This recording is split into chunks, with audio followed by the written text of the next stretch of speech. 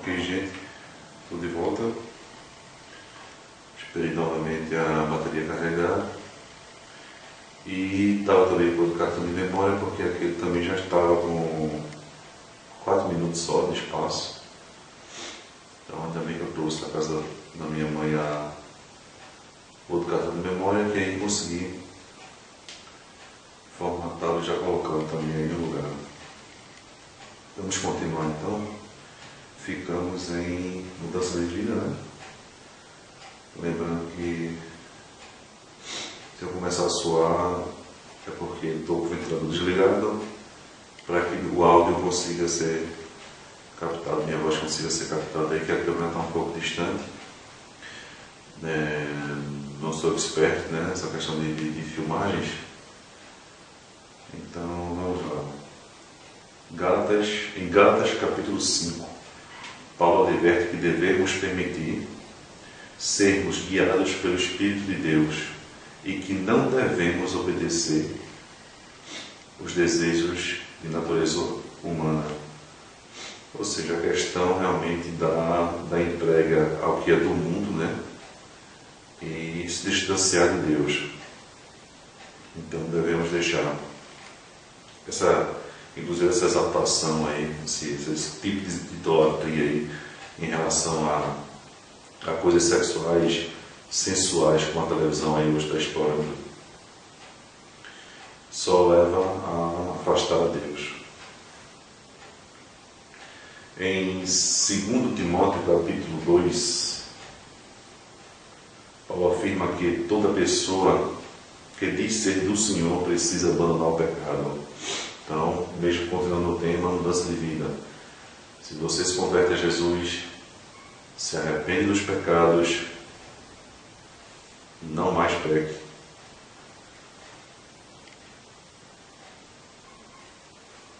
Em Gálatas capítulo 6, Paulo diz que é importante ser uma nova pessoa. É a questão do renascimento, né? Você morrer para a vida segundo a carne, né? Morrer para a vida pecaminosa e nascer para uma vida em Jesus, né?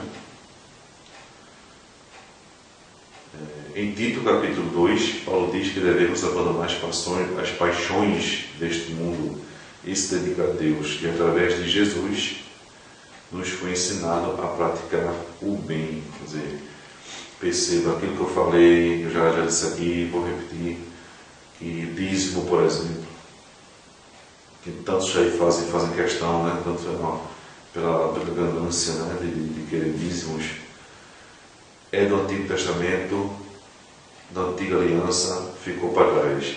O que deve ser pregado, o que deve ser seguido, é o Novo Testamento, os ensinamentos de Jesus. Então, o dízimo é falado lá no Novo Testamento, mas Jesus criticando. Temos aí em João capítulo, primeira epístola de João, capítulo 2, João diz para não amarmos as coisas deste mundo, mas a Deus. Em 1 João capítulo 5, João diz que quem se converte a Jesus não peca. Com isso mantemos o maligno debaixo dos nossos pés. Outro tema que vai ser a salvação, onde iremos perceber que a salvação não tem nada a ver com dar dinheiro em templos, não é comprada, a salvação não é comprada, não tem nada a ver com isso. A salvação é dada pela fé. A fé move montanhas, né? A fé que nos cura, a fé que temos é que sabemos que um dia os problemas irão ser resolvidos e tudo a seu tempo. Deus é que sabe o que faz, tem que ser a vontade dele e não a nossa. Então é seguir a vida com calma, com mansidão, que Deus proverá tudo.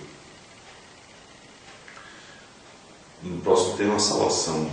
Em Mateus capítulo 25, Jesus diz que se praticarmos o bem, teremos vida eterna. Em Marcos, capítulo 16, Jesus diz que quem crê e for batizado será salvo. Batizado pelo Espírito Santo. Não mais com água, com o Espírito Santo. Em João capítulo 3, Jesus diz que todo aquele que nele crê não morrerá e terá a vida eterna. Em João capítulo 11, no caso do Evangelho, né? João capítulo 11, João fala que crendo em Jesus se vive eternamente. Em Lucas capítulo 19, fica claro que se nós repartirmos o que temos com os pobres, estaremos salvos. Um exemplo é Zaqueu.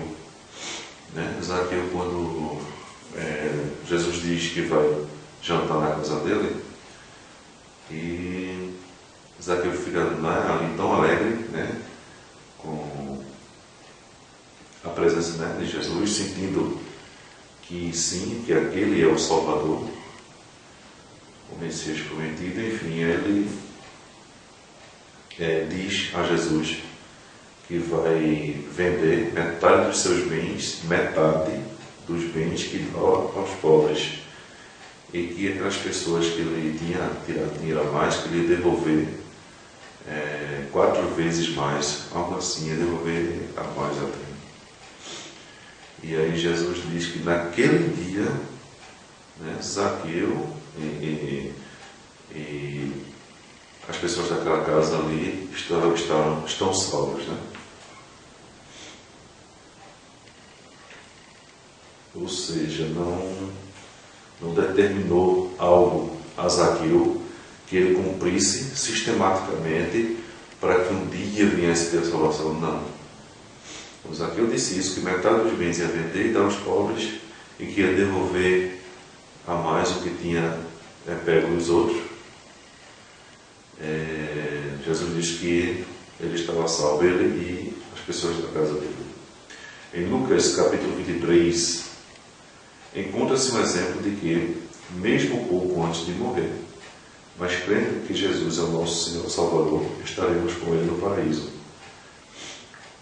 Que é o que ocorreu com um dos que estavam ali sendo crucificado com Jesus, Crendo que Ele era o Filho de Deus, ele pede para que Deus o salvasse. Aí Jesus diz, que ainda hoje estarás comigo no paraíso. Se a gente soubesse quando ia morrer, vou tirar bem muita onda para quando chegar lá, um dia antes eu vou crer em Jesus. Não, não é assim não. Ali ele estava crucificado, e viu, sabia que ele iria morrer. E reconhece Jesus como sendo Filho de Deus e pede a salvação. Jesus ali ao seu lado imediatamente dá. Aí, ou seja, o tempo é agora, A gente não sabe quando é que vai morrer, não. Então o tempo é agora. Em Atos capítulo 2, fala que todo aquele que invocar o nome de Jesus será salvo. Quando você invoca o nome de Jesus, é porque você crê nele, você tem fé. É o suficiente para isso. Em Atos capítulo 13, fala que por meio de Jesus somos perdoados e libertos de nossos pecados. Ou seja, é liberto. A gente vê aí muitos sistemas religiosos aí que falam em libertação, fazer culto de libertação, libertação. Não, se você crê em Jesus, se você segue os ensinamentos de Jesus, você se arrepende dos seus pecados e não peca, você está liberto de qualquer abominação de natureza humana. Qualquer tipo de demônio, está livre de qualquer coisa. Está preso a nada. Somos livres. Crendo em Jesus, somos livres. Já somos livres, não precisa se libertar de nada.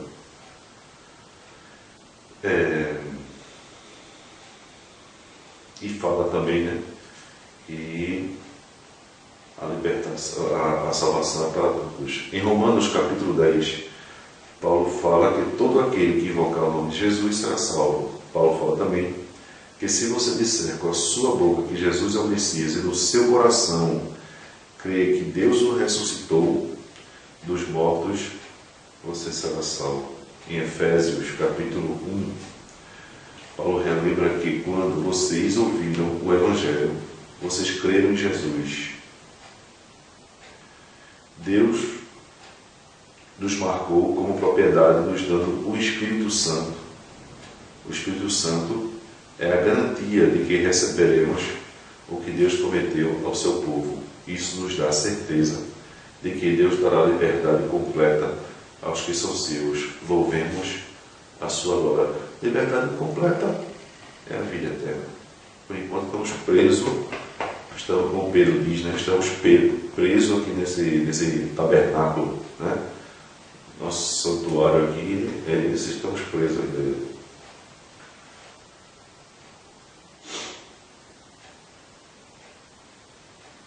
Pedro é Paulo. Vamos à sua glória. Em Efésios capítulo 1. Em Efésios capítulo 2, Paulo fala pela graça, Paulo fala que pela graça de Deus somos salvos. Em Tito capítulo 3, Paulo fala que Deus nos salvou derramando o seu Espírito Santo através de Jesus Cristo, nosso Salvador, nascidos de novo por sua graça. E nascidos de novo por sua graça, nós somos aceitos por Deus para que um dia possamos receber a vida eterna. Em Hebreus capítulo 2 é falado que Jesus nos guia para a salvação. Digo, agora estou dizendo, lembre-se do que Jesus disse: eu sou o caminho, a verdade e a vida. Ninguém vem ao Pai senão por mim. Está em João capítulo 14. Se Jesus, que é o caminho, a verdade e a vida, e ninguém vai ao Pai senão por Ele, é porque a gente tem que praticar os ensinamentos de Jesus, que isso se encontra no Novo Testamento. Em João, em primeiro, Epístola de João, em 1 João capítulo 5, João afirma que quem tem Jesus tem a vida eterna. Conclusão. Fica claro, palavras minhas, fica claro que nossa salvação se dá através da relação direta com Deus, por meio de Jesus, e também com as nossas ações de caridade de forma direta com aqueles que necessitam de ajuda, seja ela qual for, e sem ter que dar dinheiro a terceiros. Você pode ajudar, não só financeiramente, como qualquer tipo de ajuda, só em relação ao dinheiro, não. Qualquer tipo de ajuda para o próximo, você pode fazer de forma direta, uma relação direta. Não é ter obrigação de entregar dinheiro a terceiros. Nosso próximo tema.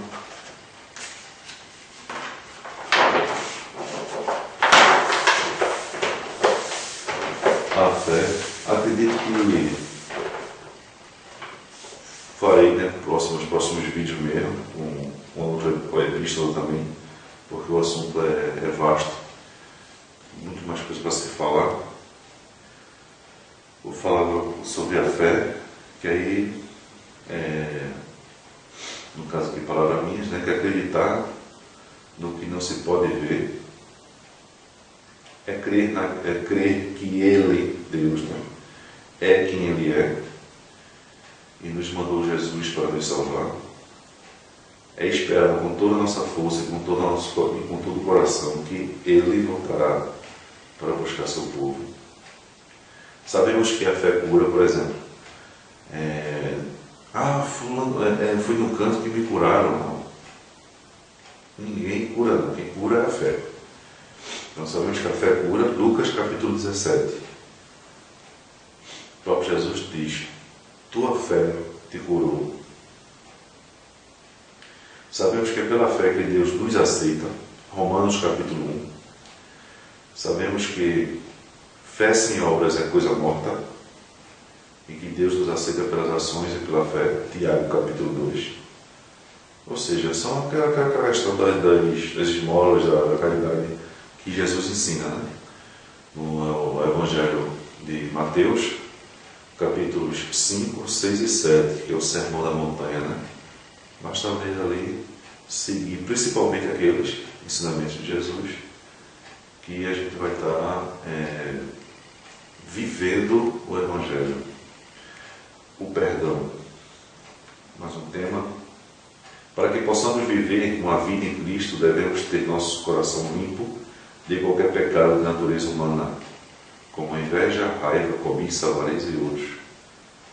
Mas não adiantará de nada limparmos nossos corações e não perdoarmos aqueles que ainda possuem estas maledicências contra nós.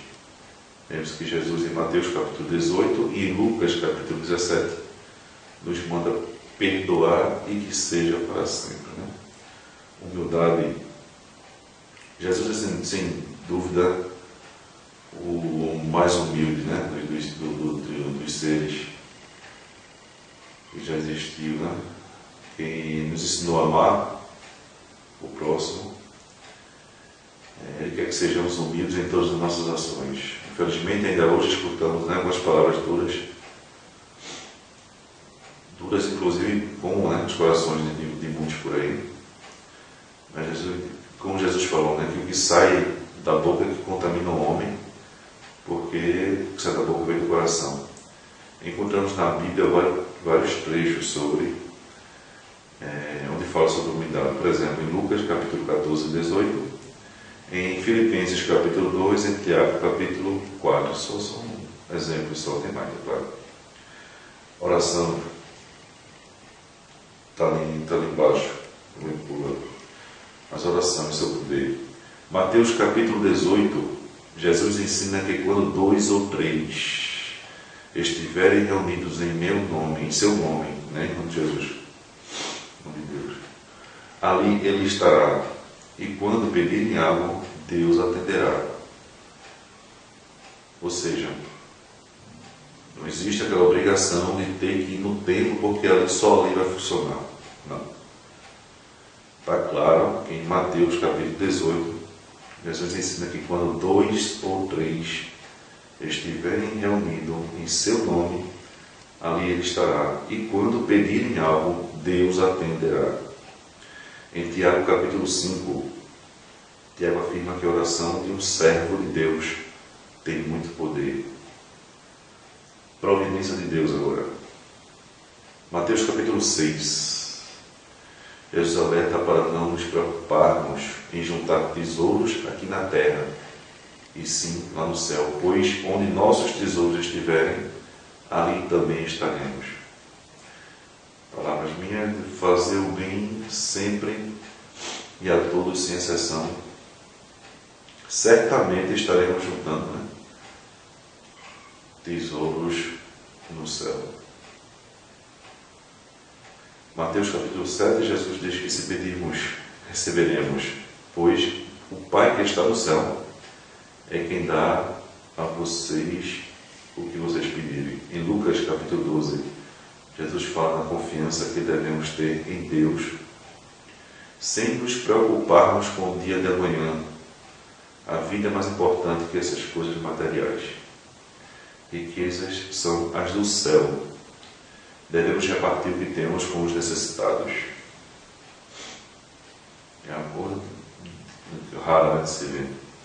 Em Hebreus capítulo 2, fala que Deus cria e sustenta todas as coisas. Então, nunca estaremos desamparados.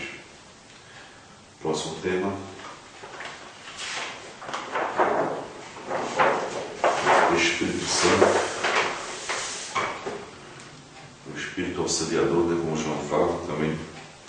Este é, sem dúvida, o grande presente que Deus nos dá para que se possa compreendê-lo e estarmos junto a Ele.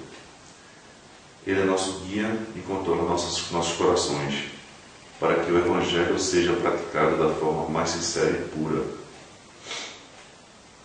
Através dos dons que Ele nos concede, se pode ter sabedoria, ter conhecimento, ter fé, poder curar, poder operar milagres, né? Poder profetizar, saber discernir espíritos, saber línguas diversas e saber interpretar essas línguas. Faz uma ressalva aqui em relação a línguas, né? Observe que em Atos capítulo 2, o que o Espírito Santo permitiu, Atos capítulo 2, né? O que o Espírito Santo permitiu que fosse falado em línguas estrangeiras. Porque muita gente fala em língua estranha, e já acha estranha. Falar em língua estranha já fica uma coisa estranha, né? São dons de línguas, no caso estrangeiros, naquele momento. Muitos que ali estavam, quando em Atos capítulo 2, são os apóstolos, né, que ficaram aguardando então a vinda, né, do Espírito Santo, que vieram em forma de línguas de fogo, né, e entrou ali em cada discípulo ali. Então, eles passaram a falar, né, línguas estrangeiras, onde povos de outras nações puderam compreender as línguas da própria nação, e então ficaram maravilhados com as coisas com as coisas de Deus, né? É como se eu do nada começasse a falar mandarim sem nunca ter estudado, né? Um dialeto, a língua japonesa, essa língua, né? Ou chinesa, posso estar misturando aqui, mas é como se tu pudesse falar de repente uma língua, um russo, por exemplo, perfeitamente, sem nunca ter estudado. E então foi o que aconteceu ali, né, em Atos, quando passaram, muitos que ali estavam, eram de outras nacionalidades e passaram a entender o que era falado sobre Deus. Observe ainda, né, em 1 Coríntios capítulo 13, Paulo fala da língua dos homens e dos anjos. Quer dizer, nossa questão de língua estranha já fica uma coisa realmente estranha. A língua são dos homens, como aconteceu em Atos capítulo 2, pessoas de outras nacionalidades começaram a entender porque estavam falando da sua língua natal, né? Os apóstolos começaram a falar na língua de cada um ali. E então, em Atos capítulo 13, quando Paulo fala, né, das línguas dos homens e das línguas dos anjos. Quer dizer, são bem conhecidas as línguas, não tem nada de estranho, né? Para saber mais sobre o Espírito Santo, veja também João capítulo 16, Atos capítulo 5, Atos capítulo 11, 1 Coríntios capítulo 2, 1 Coríntios capítulo 12. Agora, o amor, este é sem dúvida o maior dos mandamentos do Messias, né? O amor de Deus, o amor por Deus, o amor ao próximo, e é o amor que nos ampara, nos sustenta e nos protege. Como se fosse um coreto. Imagina cidades interior, né? Aquelas cidades interior, seu coreto. Imagina o coreto que tem a base, né, que ali sustenta, as colunas, né? Aliás, a base que ampara, isso. As colunas que sustentam, então o telhadozinho que protege. E perceba que é aberto. Por quê? Porque está sempre recebendo, né? O amor está sempre há uma troca, né? Ele está sempre recebendo e dando ao próximo. Em Mateus capítulo 22 e João capítulo 13, o amor é o mandamento mais importante. Amar a Deus acima de todas as coisas e amar ao próximo como a ti mesmo. Em João capítulo 4, João fala que o mandamento de Jesus é amar a Deus e ao próximo. Em Lucas capítulo 10, Jesus conta a parábola do bom samaritano, um exemplo de amor ao próximo, né? Em 1 Tessalonicenses capítulo 4, Paulo fala do amor, fala de amor e paz. Em 1 Coríntios capítulo 13, Paulo fala que o amor é o dom supremo. Ele, nesse caso aí, quando está falando, né, dos dons no 1 Coríntios capítulo 12, quando ele está falando dos dons, né, do Espírito Santo, aí em 1 Coríntios capítulo 13 ele fala que o amor é o dom supremo, é maior que todos os outros dons. Um pouco do Evangelho que eu não tinha falado, né, como eu já tinha comentado com vocês, que Sermão da Montanha, né, capítulos Mateus, não é isso? Mateus, capítulos 5, 6 e 7. E então, é claro, li os 4 evangelhos porque você vai ter os ensinamentos todos, né, de Jesus, todos os ensinamentos dele. Então, o evangelho, palavra grega, né, que significa boa nova, é tudo no improviso mesmo, não sabe nada. Isso significa, deixa eu ver assim, significa boa nova, que é justamente a boa nova do reino dos céus, né? Que é para a salvação, para termos a vida eterna. Então,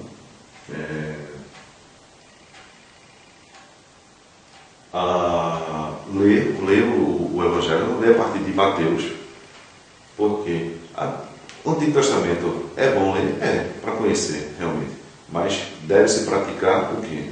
O Novo Testamento. Então, para aqueles que nunca leram a Bíblia, nem assim, mas pelo menos tem uma curiosidade, é interessante começar realmente com Mateus, para você ver, sentir realmente o que Jesus ensina. Agora, para os jovens, por exemplo, mesmo começando por Mateus e até Apocalipse, mas volte também depois, pegue Gênesis até Malaquias, porque eu vejo assim muitos jovens que assistem Crepúsculo, né? Tony Orbit aí, essas ficções assim com mágico, Harry Potter, essas coisas assim, e não sabem eles o que a Bíblia traz, que é impressionante, é fascinante quando você começa a ler, né, Gênesis, o que acontece, né, com a raça humana, né? Deus cria, Deus poupa uns e destrói, né, outros, e então se fosse fazer, né, se fosse um filme, né, do Antigo Testamento, ia ter efeitos especiais até maiores do que isso que você vê nesses filmes aí, né, de vampiros. Então, assim, sempre que tiver um tempo, peguem a Bíblia e leiam de Gênesis até Malaquias, né, para conhecimento mesmo da nossa criação, da nossa formação e, né, de Deus. Agora, para praticar, né, para seguir na vida, é o Novo Testamento. É de Mateus até o Apocalipse. Né? O Apocalipse é a profecia, no caso. Mas tem o livro histórico que é Atos, tem as cartas, né?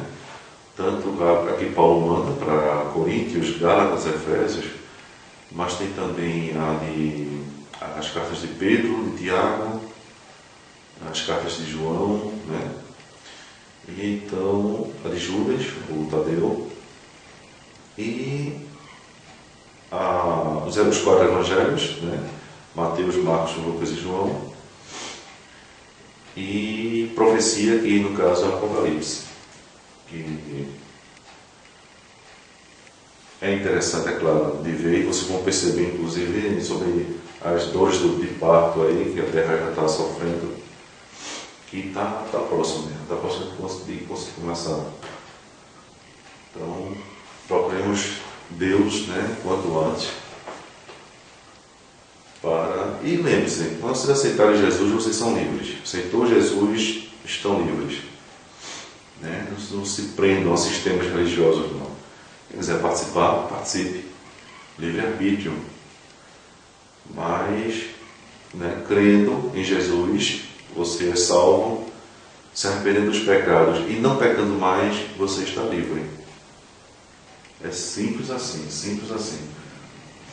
Aceitar Jesus, né, crer, aceitar, ter fé, praticar o Evangelho, é algo realmente simples. Não é difícil não, basta você querer, basta você pedir a Deus que Ele lhe mande o Espírito Santo para que você possa enxergar tudo isso. O difícil é aquele cara que não quer se desapegar das coisas do mundo, né? Cachaça, farras, orgias, esses aí é realmente difícil. Difícil é deixar o mundano. Para encontrar Deus é fácil, para deixar o mundano é difícil. Filmes interessantes sobre até a prática do Evangelho, sobre fé. A gente tem um filme chamado a gente não vi, né? Mas tem um filme chamado vou escrever não, porque eu vou perder tempo, vou ficar sem tempo. Mas a gente tem existe um filme chamado O Livro de Eli. É um filme muito bom mesmo. É até aquele Denzel Washington, né, que faz o papel principal. Que ali você vê uma verdadeira prova de fé. Tem um filme chamado, salvo engano, se eu não estiver enganado, é Uma Prova de Fogo, que fala de um casal que está para se separar e que buscam, né, em Deus reatarem. Muito bonito também esse filme. E tem um outro filme antigo que não se fala mais, ninguém nunca mais comentou sobre esse filme. Mas se você observar direitinho, existe a prática do Evangelho dele, que não é algo que gira em torno do dinheiro. É a pura prática do Evangelho, apenas ajudando uns aos outros. É um filme estrelado por John Travolta, de nome Fenômeno. O nome do filme é esse, Fenômeno, é um filme antigo. Pesquisem, procurem assistir esse filme que vocês vão ver, vocês vão perceber. Ocorre, né, um fenômeno ali com ele, mas ele passa a agir como se fosse como o Evangelho prega, ali ajudando, ali, amando, né, uns aos outros e ajudando uns aos outros. Ele ensina, inclusive, isso. É um filme muito bonito, vale a pena assistir também. Então fica a dica, O Livro de Eli, para quem não viu, fala sobre fé, é muito bom.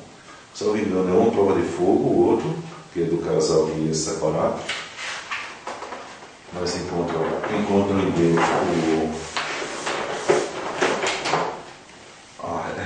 reata, né, o casamento.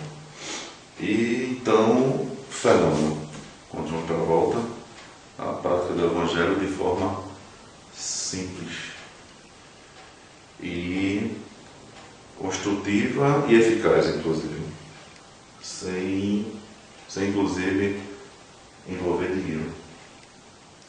Interessante, muitas vezes a gente encontra muitas explanações assim, né, de algumas religiões, alguns sistemas religiosos falam dos dois caminhos, né?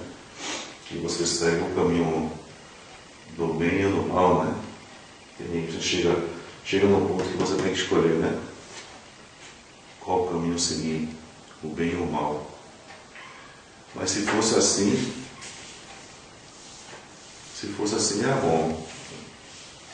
Era bom demais. Você chegava num ponto que você dizia, não, agora eu sou de Deus, quero ser salvo. Outro ia chegar e dizer, não, eu sou do mundo mesmo, quero me acabar com ele. Definiria já, né? Mas não é não. Infelizmente, é assim. Infelizmente, porque na verdade chances, né, sempre aparece. Mas como Jesus mesmo disse aos apóstolos, na cidade você não for recebido, ao sair, né, bata os pés, tira o pó das suas sandálias e vá-se embora. Deixa aquela cidade ali que não aceitou ele para lá. Mas como Jesus fala da porta, né, porta estreita, né, no Evangelho, vocês lembram, vocês vão ver isso, da porta estreita, a gente aqui tem uma estradinha estreitinha também, de vez em quando um buraquinho nela. Mas por que esse buraco? Porque a vida é assim mesmo, né? Então, uma hora está tudo bem e de repente, né, dá uma balançada ali, mas continua com a fé, se ergue de novo, normal, super normal. Mas é assim, uma estradinha estreitinha, esburacada, muita gente por aqui eles vão batendo na outra, você vai caminhando. Essa aqui para o céu, né? Isso aqui é a estradinha que leva ao céu. Aqui não, aqui se só me engano se escreve assim, é hebraico. Não se escreve assim, né? Mas parece que a pronúncia é essa, não Sheol. Aqui não, aqui você vai para o inferno, né? Veja como é larga. Cabe muita gente, cara. E é lisinha. Um asfalto bem lisinho, não tem buraco nenhum não. Estou ficando já um pouquinho rouco. Me peço desculpa a vocês, porque já são 3 horas e 42 minutos da manhã. Já são 3 horas e 42 minutos da manhã do dia 19 de novembro de 2013. Mas, vou continuar enquanto tiver bateria, vamos lá. Então, o que acontece? O perigo de você estar aqui, aceita, aí cai, né? Dá uma recaída. Não que é desse buraquinho não, que é os problemas da vida, que eles são normais não. Eu estou falando da recaída, da queda mesmo, você sair e acaba voltando para essa estrada aqui. Aqui tem um inferninho, né? Aí tem bares, tem pontos de prostituição, aquela alérgica aqui, né? Inferninho, tem bocas, né? Drogas, né? Tem drogas, tem pessoas, né, maquinando para roubos, grandes assaltos, né? Furtos, enfim. E então várias outras coisas do mundo que só vai levar para isso daqui. Aí você fica nessa, aí passa um tempo depois, você de novo volta. Aí outra queda, volta para cá de novo, fica nessa, indivíduo. Vai chegar uma hora que isso não vai funcionar mais não. Vai chegar uma hora que você não vai ter, vai procurar um lugar aqui, ó, para voltar e vai estar fechado. Não vai ter não. E a gente sabe o dia que vai morrer, não sabe, né? Então, aceite Jesus, permaneça com Ele até o fim. Porque essa história aqui é larga, é bem planazinha, bem asfaltada, bonitinha, mas vai direto para o inferno e a gente tem que ter a vida eterna e não a morte eterna. A outra, sim, é um tema também polêmico como o dízimo, né? Como eu já disse a vocês, o dízimo é algo que era comida, era o passado, do Antigo Testamento, da Antiga Aliança, né? Já não deve ser mais praticado, já, porque não era para os levitas, inclusive, só eles têm o direito desse dízimo. E hoje a gente vê muito se fala em dízimo, né? Em receber dízimo. E várias outras coisas, além disso, é ser associado, patrocinador. Quer dizer, você vê idolatria em tudo. Acusam determinado templo, determinado sistema religioso de fazer adoração a imagens, idolatria a imagens, né? que, a meu ver, está errado quando se reverencia uma imagem, quando se coloca uma imagem em cima de um andor e se faz festa e culto. Lá nos mandamentos, realmente isso não pode. Aí, enfim, né, a gente vê que é errado. Aí você fala assim, mandamentos, está lá no Antigo Testamento, na Antiga Aliança. Poxa, está valendo? Está, é claro. Jesus, ele não revogou os mandamentos, não. Os mandamentos ele completou. Né? A questão da lei de Moisés e dos profetas foi que ele cumpriu. É o novo, lá em Hebreus você vê, é o sumo sacerdote eterno. É a nova lei, sai a antiga. Mas os mandamentos, Jesus só faz aperfeiçoar. Né? Ele faz aperfeiçoar. Então, claro que... E resume no principal: amar a Deus e amar o próximo. Né? Depois ele sintetiza. O amor é um dom supremo, como Paulo fala, né? Em 1 Coríntios, capítulo 13. Aí sim, diz, mas essa coisa que já foi, aí uns pedem dinheiro para associado, para patrocínio, aí um idolatra a imagem, o outro idolatra o dinheiro. A gente vê as televisões aí fazendo esse merchandise aí, nessa idolatria ao que é sensual, né? Sensualizar, essas coisas, tudo idolatria. Então aí tem a casa de oração, que é um outro tema também, que a gente vê lá, né, quando Jesus inclusive diz, quando ele se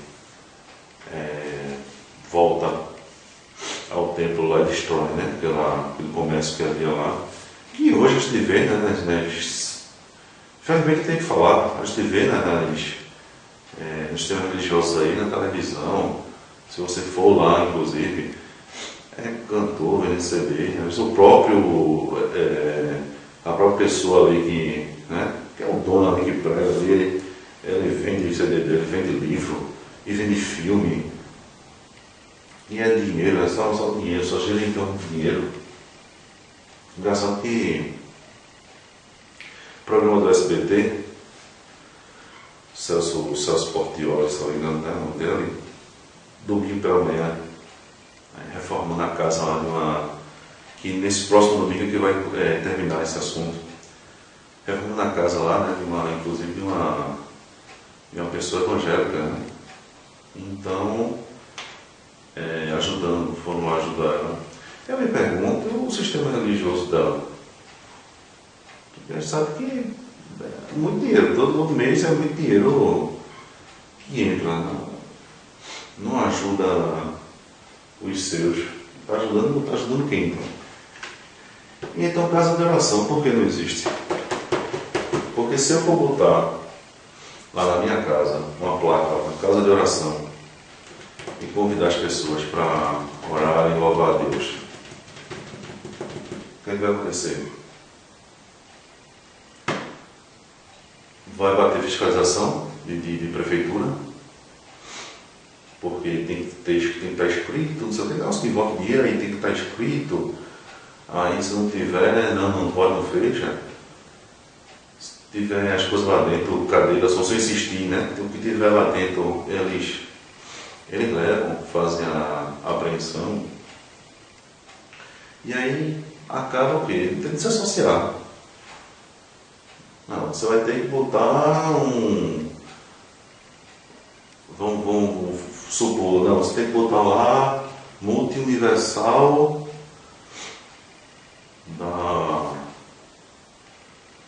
multi-universal, vai ter que botar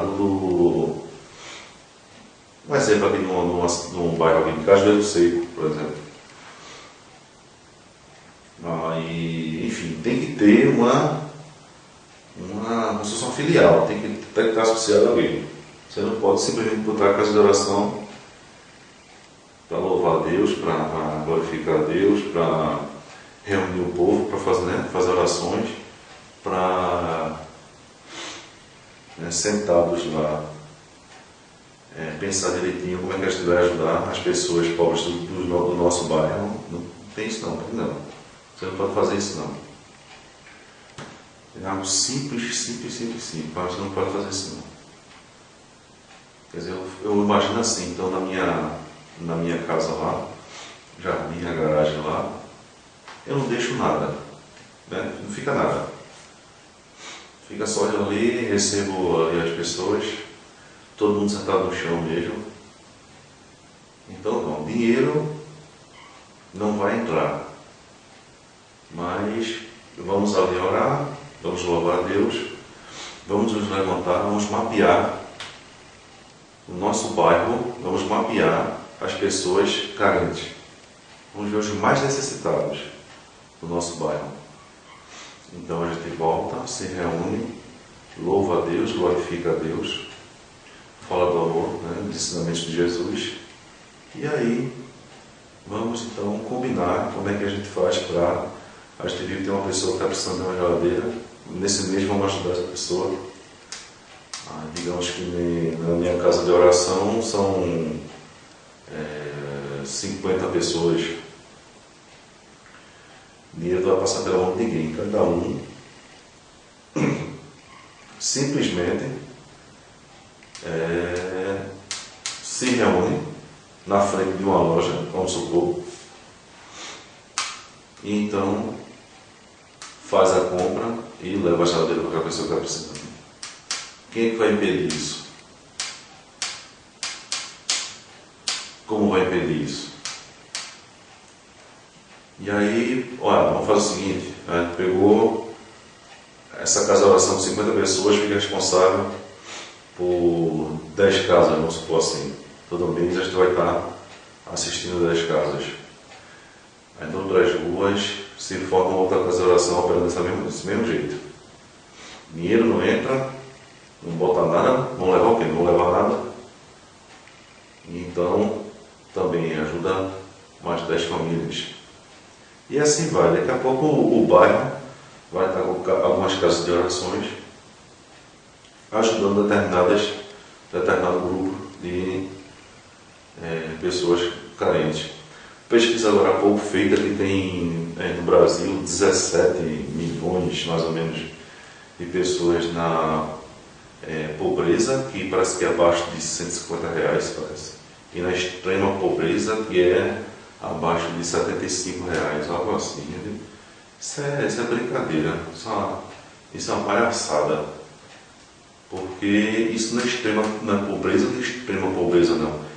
Isso é extrema miséria. Ganhar R$150 é extrema miséria.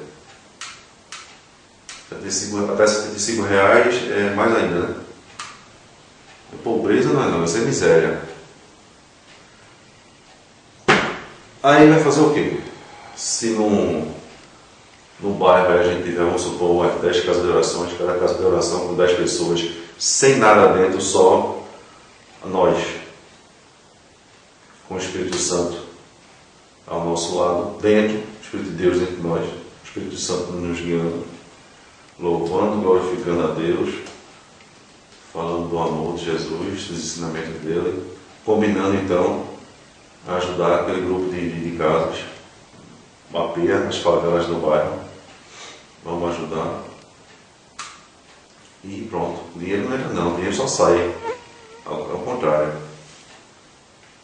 Todos se cotizando e ajudando. Um mês ajuda uma casa, duas ou três, enfim, é o que de acordo com o que der, com a necessidade. Durante o ano todinho tem que assistir um grupo de casas ali que ficou determinado para aquela casa de oração. E aí? Vamos fazer isso, se passar derrubando a casa, né? Então se derrubar a casa, não vai ter nada para levar. E vai funcionar, eu sei que o povo vai ser assistido, os mais necessitados ali vai ser menos privilegiados, já serão assistidos por essas casas de orações funcionando assim, vocês não vão ter que levar, não vai ter que denunciar, que não está escrito no CNPJ, não sei o que, porque não tem, não entra dinheiro. É só se arrancar braço. Passar e arrancar meu braço, porque eu não vou poder fazer nada. Arrancar minhas pernas também não. E se arrancar meu braço, eu ainda espero com os pés. Se arrancar minhas pernas, alguém faz uma pergunta, eu vou dar balão dela. Isso eu falo, né? Para arrancar a língua, vai me cega, vai fazendo tudo. Quando não tiver nada, quando tiver sem braço, sem perna, cego, surdo, mudo, só aquele pedaço de pessoa ali, sem nenhum sentido funcionar, mesmo assim, ainda assim, eu serei uma prova viva de que o certo é assim e o errado é o que está sendo praticado aí. Tribo indígena, um exemplo, isso aqui é só um exemplo.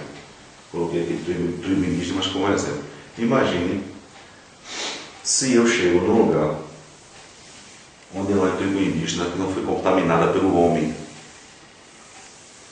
O homem não contaminou essa tribo de outra raça, né? O homem de outras raças não contaminou essa tribo indígena. Mas, como eu tenho a missão de pregar o Evangelho,